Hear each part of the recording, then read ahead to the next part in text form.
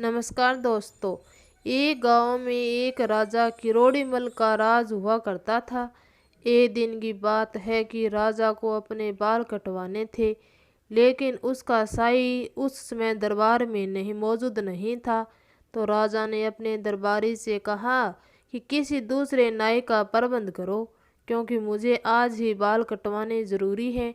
गांव में एक ही नाई था, मगर उसकी बुरी आदत थी कि वह देखी सुनी बात को आसानी से पेट में नहीं पचा पाता था। जब तक वह उस बात को दूसरों के सामने न बताता, उसके पेट पेट में उथल पुथल सी होने लगती थी। अब उसने राज दरबार में राजा के बाल कटवाने के लिए हाजिर किया गया। राज दरबार जाकर नई नाई राजा के बाल काटने लगा तो उसने देखा कि राजा के कान हाथी के कानों जैसे बड़े कान हैं, जो कि पगड़ी बेगराज मुकुट के कारण दिखाई नहीं देते थे। अब जब राजा के इतने बड़े कान नाई ने देखे तो अचानक मुंह से निकल गया, इतने बड़े कान। राजा ने अपनी की ओर गुस्से से देखा तो नहीं।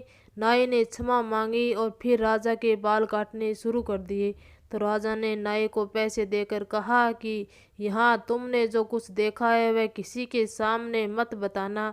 मेरे कानों का राज अगर तुमने जान लिया है तो यह राज राज ही रखना। अगर तुमने यह बात किसी को बताई तो तुम्हें पकड़वाकर कोरड़े मरवाए जाएं। इस बात को तुम राज ही रखना। इसके बदले में मैं तुम्हें मोतियों का माला पहना दूंगा। इतना कहकर राजा ने नाई को एक सुंदर सी मोतियों की माला भी पहना दी। नाई ने अब निश्चय कर लिया कि राजा के कानों के बारे में किसी को नहीं बताना, वरना उसे सजा मिल सकती है। नाई घर पहुंचा तो उसका बार बार मन हो रहा था कि राजा के कानों के बारे में मैं अपनी पत्नी को जरूर बताऊं, मगर सजा के डर से उसने पत्नी को कुछ नहीं बताया। बेचारा रात भर करवट बदलता रहा। एक दो बार पत्नी ने पूछा, क्यों बेचैन हो रहे हो, मुझे बताओ क्या बात है। जब से राजा के बाल काट कर आए हो, आराम से एक ही जगह नहीं तो बैठे हो, नए ढंग से खाना खाया है नहीं। बोलो क्या बताऊं। आज मैं जब राजा के बाल काटने गया तो राजा के कान उतना ही बोला था कि नाई को कोड़े मारने की सजा याद आ गई और वह फिर से चुप हो गया, बोला कुछ नहीं। पत्नी ने फिर पूछा, क्या हुआ, राजा के कानों को कहीं उसे उस तरह तो नहीं चला दिया गया होगा तुम्हारे हाथों राजा के कानों पर। मगर अब नहीं, गहरी नींद का नाटक करके चुपचाप लेटा रहा। सुबह दुकान पर गया तो उसका मित्र हजामत बनवाने आया। नाई ने सोचा कि मित्र को बताने में क्या हर्ज है, मगर फिर याद आया कि राजा ने उसे सजा दी है। मगर फिर याद आया कि राजा उसे सजा देंगे और कोड़ों की से पिटवाएंगे, इसलिए नहीं उनसे कुछ नहीं कहा। मगर उसकी मन अभी भी बेचैन होता जा रहा था। वह अपनी बात को बताना चाहता था। नाई अपनी बेचैनी कम करने के लिए अपने एक रिश्तेदार के यहाँ गया ताकि राजा के कानों के बारे में बता सकूं, परंतु वहां जाकर भी डर के मारे उसकी हिम्मत नहीं हुई। अब तो उसके पेट में दर्द भी होने लगा था।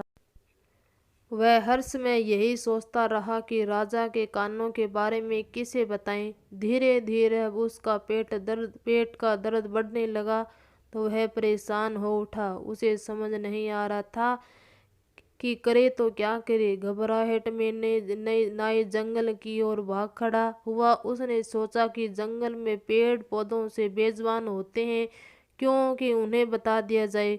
कुछ सोच विचार करने के बाद वह एक पेड़ के पास गया और जाकर धीरे से बोला, राजा के हाथी के कान।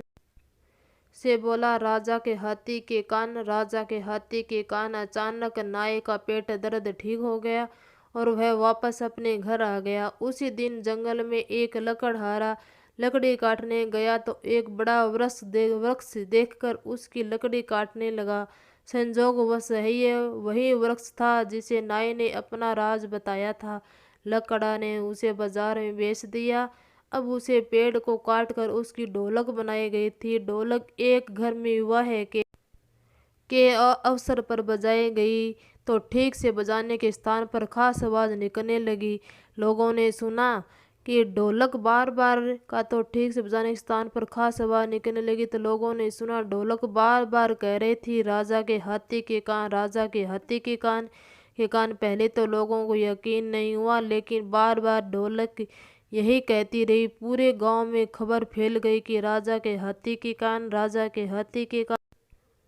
लोग ढोलक का गाना सुनने के लिए उसे किराए पर लेने के लिए आने लगे और उसे सुनकर खूब मजा लेते। आप पूरे गांव में राजा के कानों की चर्चा होने लगी। धीरे धीरे यह खबर अब राजा के पास भी पहुंची। राजा जानता था कि नाई के अलावा यह काम और किसी दूसरे का नहीं हो सकता। फिर उसने नाई को बुलाया। भेजा नहीं, बेचारा डरता डरता ना राजा के सामने गया। राजा ने उसे कहा, तुमने हमारे आज्ञा का उल्लंघन किया है, तुम्हें सजा जरूर मिलेगी। नाई राजा के पैरों में पड़कर बोलने लगा, राजा साहब, मैंने तो सिर्फ पेड़ से कहा था। राजा का दिल पिघल गया और आज्ञा दी कि सजा के तौर पर इसे कोड़े जरूर मार दिए जाए, ताकि इधर की बात उधर की आदत सुधर जाए। नाई पर जमकर कोड़े बरसाए गए। राजा ने उसकी एक न सुनी। कसम खाई कि कभी भी वह इधर उधर की बात को उधर उधर नहीं करेगा। अगर आपको हमारी यह कहानी पसंद आई हो तो प्लीज़ हमारे चैनल को लाइक, शेयर और सब्सक्राइब ज़रूर करें। धन्यवाद।